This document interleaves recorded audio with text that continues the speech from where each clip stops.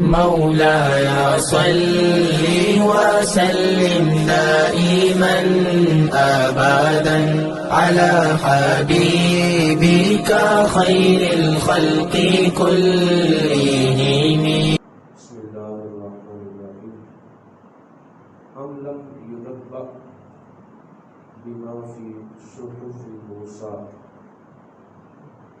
وإبراهيم الذي وفى أن ليس للإنسان إلا ما سعى وأن لا تزر وازرة وزر أخرى. صدق اللہ العلی العظیم وصدق رسوله النبي الكريم الأمين. نحن على ذلك من الشاهدين والشاكرين والحمد لله رب العالمين. إن الله وملائكته يصلون على النبي يا أيها الذين آمنوا صلوا عليه وسلموا تسليما. والصلاة والسلام عليك يا سيدي يا رسول الله وعلى آلك وأصحابك يا حبيب الله. اللہ رب العزت قرآن پاک میں ارشاد فرماتا ہے ام لم ينبأ بما في صحف موسى. کیا آپ تک خبر نہیں آئی ان باتوں کی جو حضرت موسیٰ علیہ السلام کے صحیفوں میں میں نے کی تھی. وَإِبْرَاهِيمَ الَّذِي وَفَّى، اور جو باتیں میں نے حضرت ابراہیم علیہ السلام کے صحیفوں میں کی تھی. وہ باتیں کیا تھیں؟ فرمایا أَلَّيْسَ لِلْإِنسَانِ إِلَّا مَا سَعَى. وہ باتیں یہ تھی کہ انسان کے لیے صرف وہی ہے جو اس نے کیا. وَأَلَّيْسَ لِلْإِنسَانِ إِلَّا مَا سَعَى، انسان کے لیے صرف وہ ہے جو اس نے کیا. وَأَلَّا تَزِرُ وَازِرَةٌ وِزْرَ أُخْرَى، اور یہ بات بھی ان صحیفوں میں تھی کہ کوئی جان کسی دوسری جان کا بوجھ نہیں اٹھائے. کوئی جان کسی دوسری جان کا بوجھ، اپنا اپنا بوجھ ہر ایک کو آپ اٹھانا ہوگا. یہ بوجھ کیا ہے؟ نبی پاک صلی اللہ تعالیٰ علیہ وآلہ وسلم کی احادیث مبارکہ سے یہ بات واضح ہوتی ہے. جب بندہ قیامت کے دن اپنی قبر سے اٹھے گا تو قبروں سے اٹھنے والوں کی دو حالتیں ہوں گی. کچھ لوگ ایسے ہوں گے کہ جب وہ قبر سے اٹھیں گے تو ایک بہترین سواری ان کی قبر کے پاس کھڑی ہوگی اور وہ بندہ اس سواری پر سوار ہوگا. وہ سواری اسے خرامہ خرامہ اپنے رب کے حضور لے گا.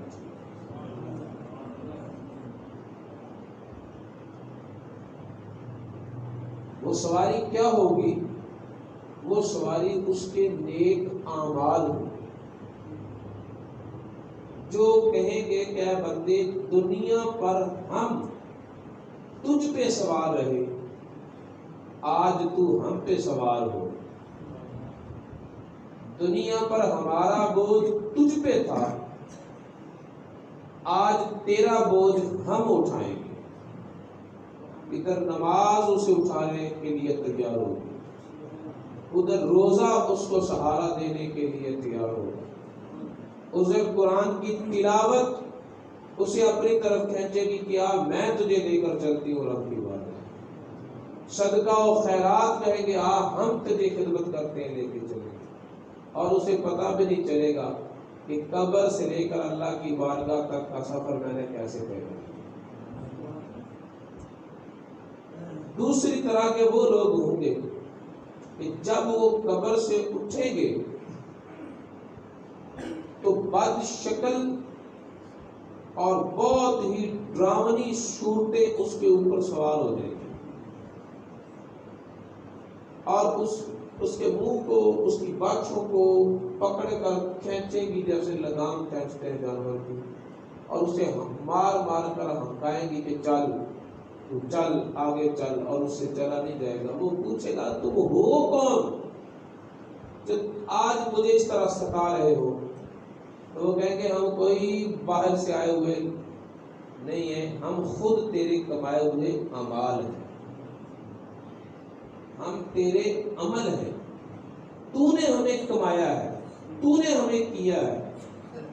تو دنیا پر تو ہم پہ سوار رہا، جو مرضی آئی وہ کرتا رہا، جو من میں آیا وہ تو نے کیا، اب ہم تجھ پہ سوار ہو گئے، تجھ سے چلا جائے یا نہ چلا جائے تیری کیا حالت ہے کیا نہیں۔ دنیا پر تو نے لحاظ نہیں کیا تھا، اب تیرا بھی لحاظ نہیں کیا جائے۔ اور اس انداز میں اسے قبر سے اٹھ کر اپنے رب کی بارگاہ میں میدان محشر میں آنا پڑے گا۔ اور ایسے لوگوں میں سے بعض کی حالت قرآن نے بھی ذکر کی ہے۔ قرآن کہتا ہے من اعرض عن ذکری فإن له معیشۃ ضنکا، جو بندہ میرے ذکر سے منہ پھیرتا ہے، قرآن کہہ رہا ہے 16ویں پارے کا اینڈ ہے، جو بندہ میرے ذکر سے، میری نماز سے، میرے قرآن سے، میری بارگاہ میں سجدہ کرنے سے، میری بارگاہ میں جھولی پھیلانے سے منہ پھیرتا ہے، دو طرح کی سزائیں اسے ملتی ہیں، ایک دنیا میں ایک آخرت میں، ایک دنیا میں ایک آخرت میں۔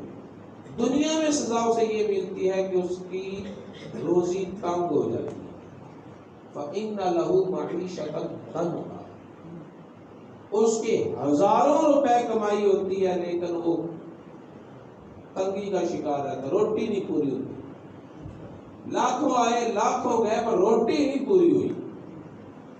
اللہ فرماتا ہے کہ دیکھو خوشحالیاں پیسے کا نام نہیں ہے، اطمینان قلب اور سکون زندگی پیسے کا نام نہیں ہے۔ اپنی زندگی میں ارد گرد دیکھیں، ایسے لوگ بھی تمہیں نظر آئیں گے جو لاکھ پتی ہیں، کروڑوں روپے ان کے ہاتھوں میں ہے پر زندگی کا سکون میسر ہے۔ ایسے لوگ بھی تمہیں نظر آئیں گے جو فاقہ مست ہیں لیکن بڑے ٹھاٹھ کی زندگی گزار رہے ہیں۔ اطمینان قلب، زندگی کا سکون، وہ رشتوں کی وفا سے ملتا ہے۔ بھائی بھائی کے ساتھ مخلص ہے، زندگی میں سکون ہے۔ بیوی اپنے خامد کے ساتھ مخلص ہے، زندگی میں سکون ہے۔ جب تو اپنے رب کی طرف آتا ہے تو تجھے دشمنوں کی طرف سے بھی فائدے ملتے ہیں، جب تو اپنے رب سے منہ پھیرتا ہے تو تیرے اپنے خونی رشتے بھی تیرے دل پر چھری چلاتے ہیں، پھر تو کہتا ہے رشتوں میں وفا نہیں رہے۔ تیرا جو اپنے رب کے ساتھ رشتہ ہے تو نے وفا کی ہے؟ ذرا یہ سوچنا۔ حضرت فرید الدین عطار رحمت اللہ علیہ فرماتے ہیں پند نامہ میں، فرماتے تو وفا کر اپنے رب سے، کائنات کا ذرہ ذرہ وفا کرے گا تجھ سے۔ تو جب بے وفائی کرتا ہے اپنے رب سے تو کائنات کا ہر رشتہ بے وفائی کرتا ہے تجھ سے۔ تو یہ کہتا ہے کہ میرے اپنے اپنے نہ رہے، لیکن جس نے تجھے اپنا بنایا ہے تو اس کا بھی اپنا کب بنا۔ اس لیے زندگی کے سکون اجڑتے ہیں کہ ہم یہ تو سمجھتے کہ یہ تو دیکھتے کہ میرے ساتھ کیا ہو رہا ہے، لیکن یہ نہیں غور کرتے کہ میں کسی کے ساتھ کیا کر رہا ہوں۔ حضرت جنید بغدادی رحمت اللہ علیہ گھوڑے پر سوار ہونے لگے تو گھوڑے نے ٹانگ ماری، گھوڑے نے چھڑ ماری۔ تو آپ کے جو مرید تھے، خادم تھے، وہ گھوڑے کو پکڑنے لگے، ہم نے چھوڑ دو گھوڑے کو، خود سجدے میں گر گئے۔ مگر گھوڑے کی کیا مجال ہے مجھے ٹانگ مارتا، مجھ سے کچھ غلطی ہوئی ہے مالک کی بات۔ اگر مجھ سے کچھ غلطی نہ ہوئی ہوتی تو مجھے یہ ٹانگ نہ مارتا، میں تو سانپ کو رسی بنا کر اس سے اپنے بالن وہ جو ایندھن اب تو گھروں میں گیس لگی ہوئی ہے، تو پہلے وہ گھروں میں جلانے کے لیے جنگل سے لکڑیاں لاتے تھے. تو جنید بغدادی ان بزرگوں میں شامل ہے جو سانپ سے لکڑیاں باندھ کر شیر پہ رکھ کر لانے والے ہیں. وہاں سانپ پر سے لکڑیاں باندھوں اور اس سے رسی کا کام لوں، شیر پر لکڑیاں رکھوں اور اس سے گدھے کا کام لوں. وہ میرے سامنے دم نہ ہلائے اور گھوڑا ٹانگ مارے. وجہ گھوڑا نہیں ہے، وجہ میں آپ ہوں. کچھ مجھ سے غلط ہوا ہے، سجدے میں گر گیا اور اللہ کی بارگاہ میں عرض کی. میرے دوستو، آج ہمارے بھائی ہمارے نہیں ہیں، ہمیں اپنے گھر سے وفائیں نہیں مل رہی، ہمارے بچے ہمارے نہیں بنے. ہم نے بچوں کا بھی محاسبہ کیا، ہم نے بیوی کا بھی حساب کتاب لیا، ہم نے بھائیوں کے ساتھ بھی حساب کتاب کیا. کوئی اپنا بھی حساب کر لو کہ اتنی وفا کرنے والے رشتے بے وفائیوں پہ اترے ہوئے ہیں. کچھ ہم سے ایسا تو نہیں ہوا. میرا رب فرماتا ہے کہ جو مجھ سے منہ پھیرتا ہے میں اس کی زندگی کم کر دیتا ہوں. اور اس تنگی کا مطلب یہ نہیں کہ پیسہ ختم ہو جاتا ہے. اللہ فرماتا ہے روٹی چھیننا یہ تو میری شان ہی نہیں ہے. وہ مجھے مانے نہ مانے میں کسی سے روٹی نہیں چھینتا، لیکن زندگی کا سکون چھین لیتا ہوں. ایک سزا زندگی میں ملتی ہے، جو مجھ سے منہ پھیرے اسے زندگی کا سکون نہیں ملتا. میں الا بذکر اللہ تطمئن القلوب، چین والی زندگی انہی کو ملتی ہے جو مجھے یاد کرتی ہے. چین والی زندگی ان کو ملتی ہے جو میرا ذکر کرتے ہیں. ایک دوسری سزا اس کو قیامت والے دن ملے گی. کیا؟ جب وہ اپنی قبر سے اٹھے گا تو اندھا ہوگا. جب وہ اپنی قبر سے اٹھے گا تو اندھا ہوگا. کہے گا رب لما حشرتنی اعمی وقد كنت بصیرا، یا اللہ تو نے مجھے اندھا کیوں کر دیا؟ میں تو دیکھتا تھا، میری تو آنکھیں تھی، مجھے تو نظر آتا تھا، آج مجھے کچھ دکھائی کیوں نہیں دے رہا؟ تو اللہ تعالیٰ فرمائے گا کہ تیری آنکھیں تھیں، تو نے ساری کائنات کو دیکھا، مجھے بھی دیکھا، تو میرا بھی لحاظ کیا. میرے لیے تو اندھا ہی بنا رہا نا.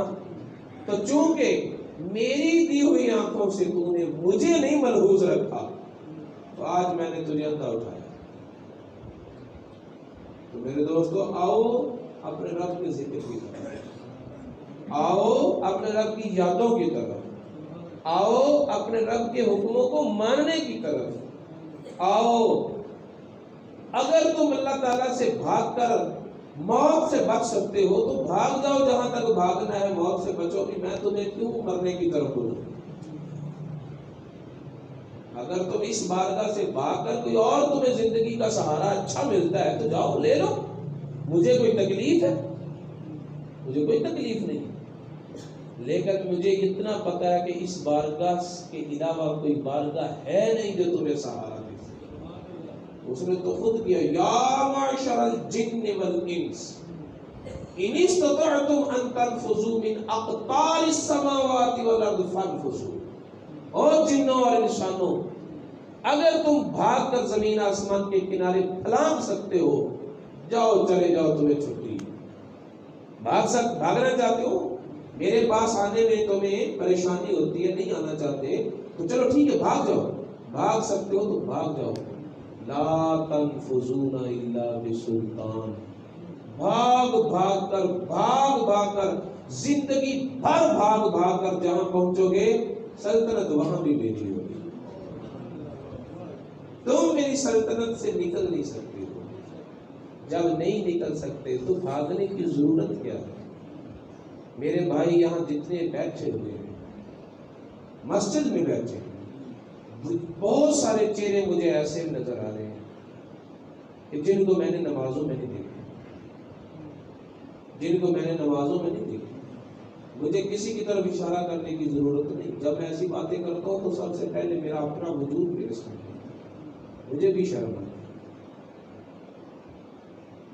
آج ہم اللہ کے گھر میں آئے ہیں، لیکن کس لیے؟ رشتے کو نبھانے کے لیے. آج ہم مسجد میں ہی بیٹھے ہیں، لیکن کس لیے؟ کس کے بلانے پر؟ اپنے کسی عزیز کے بلانے پر. لیکن جب اسی گھر کا مالک ہمیں بلاتا ہے تو اس وقت نہیں، جب اسی گھر سے آواز آتی ہے نا کہ میرا تیرا بھی کوئی رشتہ ہے، اس رشتے کا ہم پاس نہیں رکھتے، سارے رشتے ٹوٹ جانے میرے بھائی، یہی رشتہ کام آنا، کوئی رشتہ نہیں باقی نہیں۔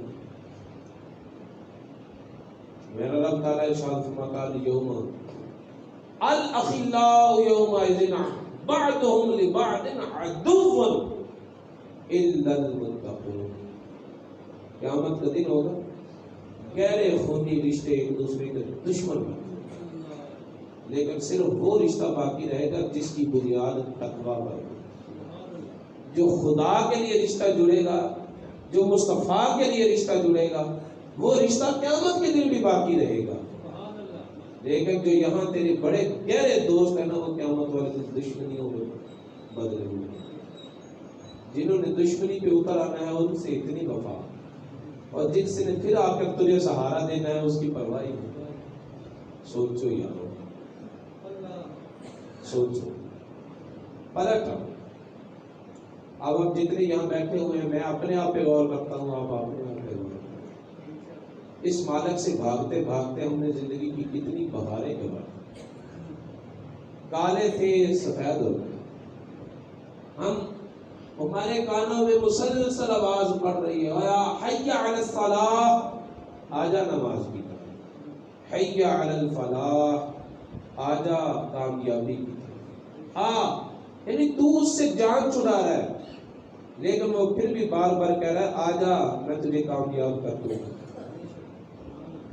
آجا آجا آجا آجا، حیا حیا، ہر مسجد سے آواز دن میں 5 مرتبہ تیری کانوں میں پڑتی ہے، تو 5 مرتبہ دن میں اس کی دعوت کو ٹھکراتا ہے، وہ اگلے دن پھر 5 مرتبہ تجھے دعوت دیتا ہے، تو روزانہ 5 مرتبہ اس کی دعوت کو ٹھکراتا ہے، وہ اگلے دن پھر 5 مرتبہ تیرے کانوں میں آواز ڈالتا ہے، آجا کچھ نہیں بگڑا، آجا آجا آجا، جب تک تیرے پاس مہلت ہے وہ تجھے بلاتا رہے گا، لیکن جب مہلت ختم ہو گئی نا پھر تو کہے گا یا اللہ میں آ گیا ہوں، وہ پھیر لے گا اور کہے گا اب تیرا آنا نہیں، اب کیا ہوگا؟ وہ کہہ رہا ہے آجا آجا، ہم نہیں آتے تو کیا اس جیسی کوئی اور بارگاہ بھی ہے؟ ادھر جو ہم نہیں آتے تو کوئی اور سہارا دینے والا ہے، کوئی اور تجھے روزی دینے والا ہے، کوئی اور تجھے تیری مشکلات میں کامیاب کرنے والا کوئی اور ہے، تو پھر چلو ٹھیک ہے اس کے پاس چلا جا، لیکن جب کوئی اور ہے ہی نہیں تو ہم کیوں رابطوں کو ٹکرا رہے ہیں؟ میرے بھائیوں سوچو، آ جاؤ، وہ کہہ رہا ہے نا آ جا، تو آ جاؤ، جب ہم اس کے کہنے پر آ جائیں گے نا تو وہ یہ نہیں دیکھے گا کہ کب آیا ہے، وہ یہ دیکھتا ہے کہ بس آ گیا، وہ یہ نہیں دیکھتا کہ کیا کچھ کر کے آیا ہے، وہ یہ دیکھتا ہے کہ بس آ گیا ہے، جب آ گیا ہے تو پھر زندگی بھر کی خطائیں معاف، لیکن جب تو نہیں آئے گا تو پھر اس کے پاس ایسی فورس، ایسی پولیس ہے جو تجھے پکڑ کے لائے گی، پھر تیرا آنا شمار نہیں ہوگا، پھر اس کا بلانا شمار ہوگا، پھر معاملات کچھ اور ہوگا، اس کے کہنے پہ خود چل کے آ گیا، خود آ گیا، جب تو اپنے قدموں سے چل کر کہے گا نا یا اللہ تو نے بلایا، بار بار بلایا، میں آ گیا ہوں، آنے سے شرماتا تھا، گھبراتا تھا، کیونکہ میں نے تجھے راضی کرنے کے لیے تیرے مرضی والے کام نہیں کیے، اور مالک کیا کروں، اب آ گیا ہوں، آ گیا ہوں، جیسا ہوں آ گیا ہوں، تو ایک تیری نیو دامت کا آنسو، تیرا ایک آنسو، تیری شرمندگی کے ساتھ اٹھا ہوا ایک قدم، اللہ فرماتا ہے اس ایک آنسو سے تیرے سارے نامہ اعمال کو دھو دوں، لیکن جب تو میرے بلانے پر نہیں آئے گا نا تو پھر ایک وقت آئے گا جب آئیں گے وہ تجھے لے کر اللہ کی بارگاہ میں پیش ہو جائے، پیش ہونا، جو لوگ اللہ کی مسجدوں سے دور رہتے ہیں، نمازیں نہیں پڑھتے، پھر اللہ تعالیٰ کی بارگاہ میں وہ نہیں جاتے، کون رہا ہے یہاں، کون رہ سکا ہے یہاں، کس نے رہنا ہے یہاں، اور اگر ایسا نہیں ہے تو پھر ان بھول لکڑیوں سے نکلو اور حقیقت کی زندگی کی طرف آؤ، اللہ ہمیں عمل کی توفیق مولاي صل وسلم دائما أبدا على حبيبك خير الخلق كلهم